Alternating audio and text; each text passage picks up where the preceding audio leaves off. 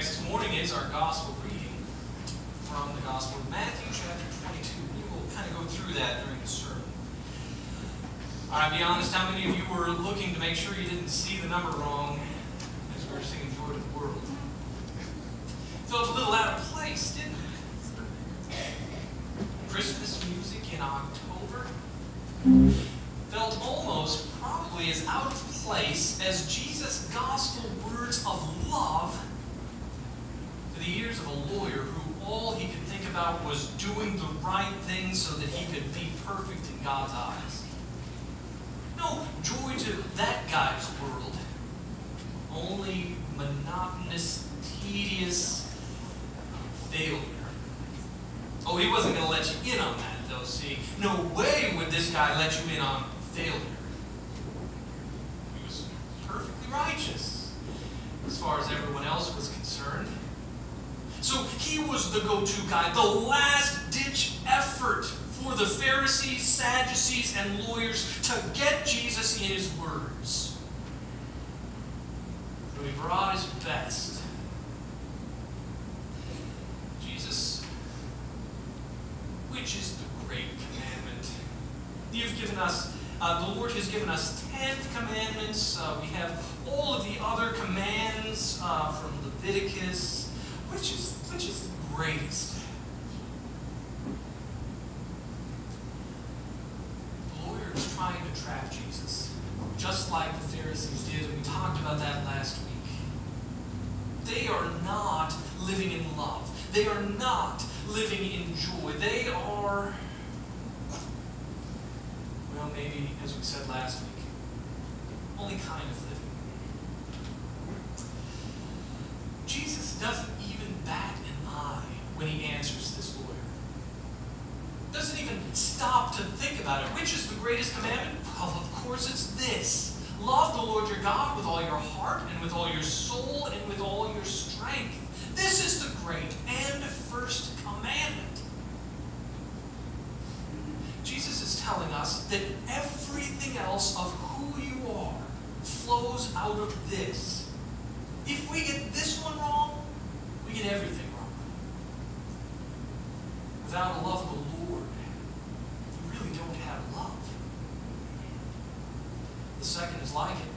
Jesus says, love your neighbor as yourself. That's it.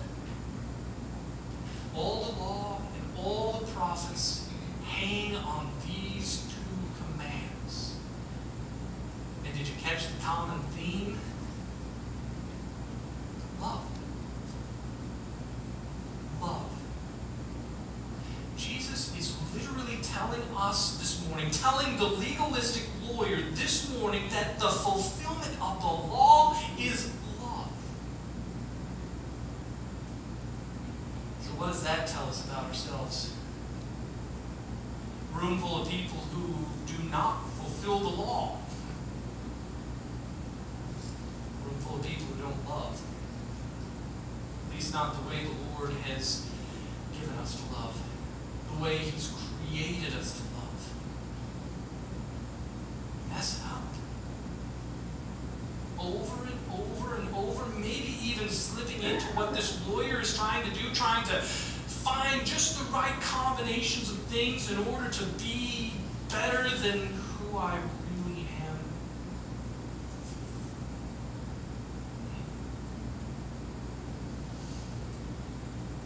So we started our sermon time off with a Christmas hymn. Joy to the world.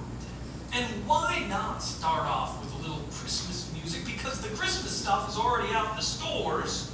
Doesn't that just kind of get you how they've got Halloween out and within weeks there's Christmas too? It gets to me.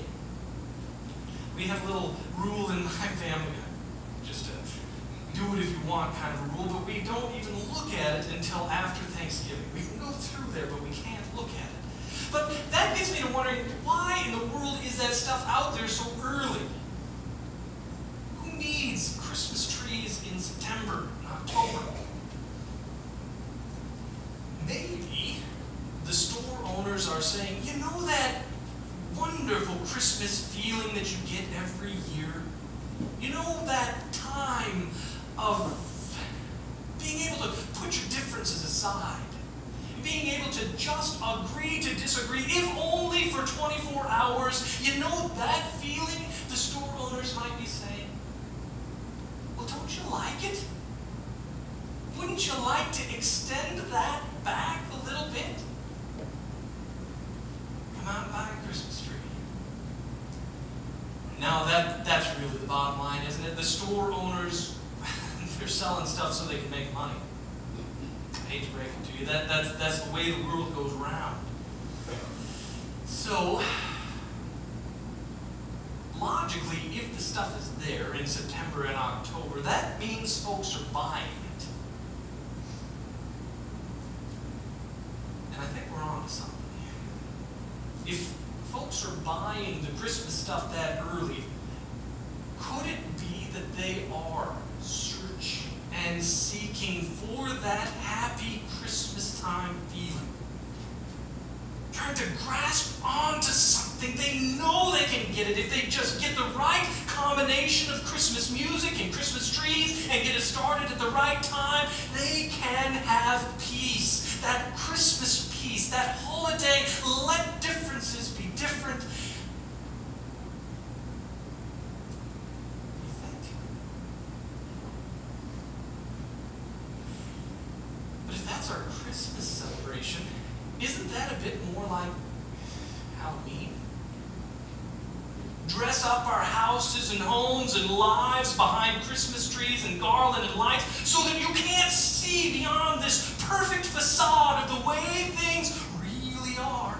You can't see past to see what's behind it all. Because if people saw what's behind it all, our world would crumble. Just like the lawyer's world crumbled.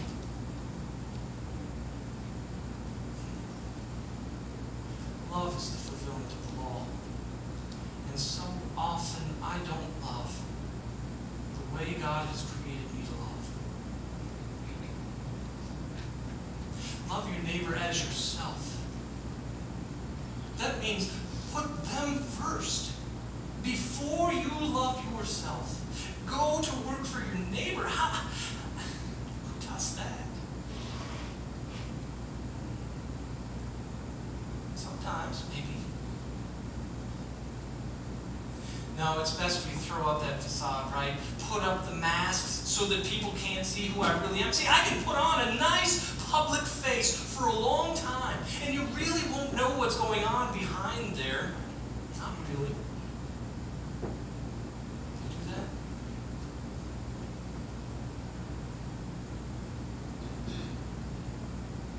Jesus responds to this kind of thing in a Jesus kind of way.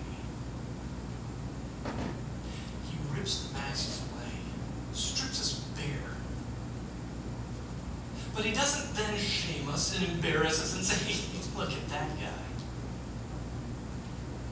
He strips us bare to remove all of that nonsense garbage. All those things that we stand on and tell ourselves is good and right and truly peace and harmony, when you know in your heart that that Christmas feeling is just fake, just as fake as the artificial Christmas tree. We're just putting off the inevitable. Jesus knows it, and you know it. So he strips off the mask and baptizes us in righteousness. It doesn't allow us to stand in that self-delusion any longer. Rather to stand in, what is it, the fulfillment of the law? Love. His love. That love that now flows through us.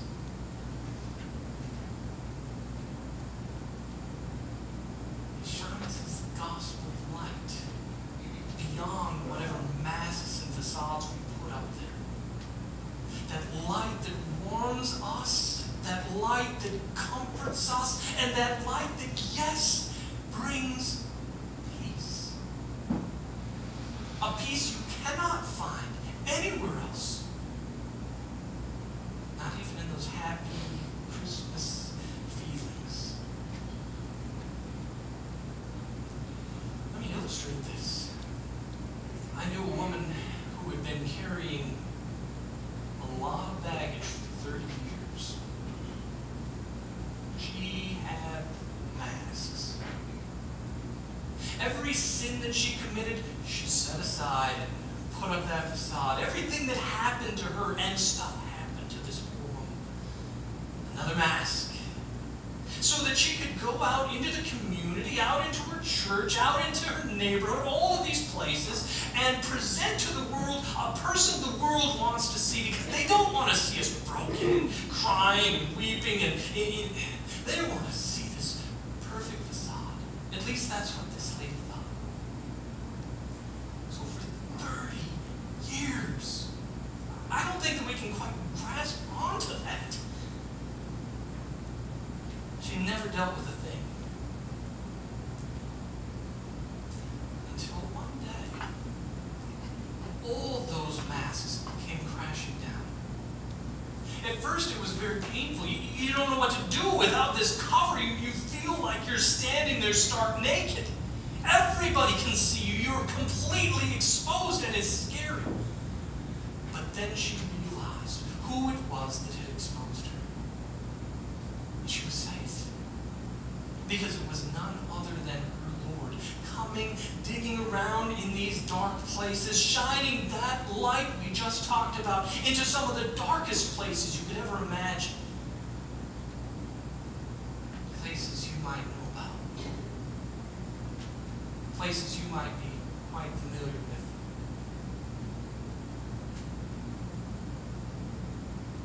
As these masks began to be destroyed by the Lord, you could see the change in this woman. For 30 years she hung on to it, and now in an instant it was gone. Her Lord had taken it from her, as he promised to do, completely forgiven, completely washed away, completely restored. No more masks. Only the true joy and peace of the true Christmas, the Christ who comes and comes again into our lives. Joy to your world, for your Savior has come. Your Savior this morning has stripped away some of your masks. And he's left you feeling a bit exposed. Don't be afraid. This is the word of the Lord. You don't need those masks. The Lord is so much better. His gospel forgiveness truly heals and truly brings that peace and hope that we look for every year. He has it. And now it's yours.